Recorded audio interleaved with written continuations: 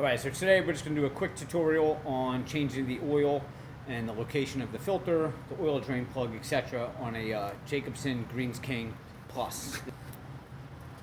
Alright, that's your machine. Now, this is real simple. I already have the bolt out here, but your bolt's going to look like that. So really, all you need is a socket that'll fit right in there.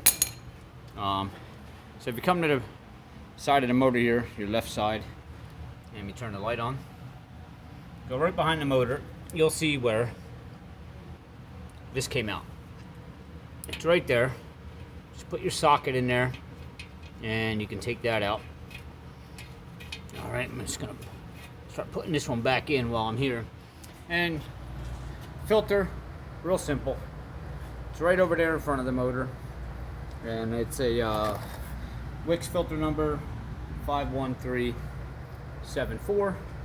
And then of course, when you want to fill your oil, it's right here on the valve cover up top. And that's it. Real simple. That's the oil change info on the Jacobsen Greensking Plus.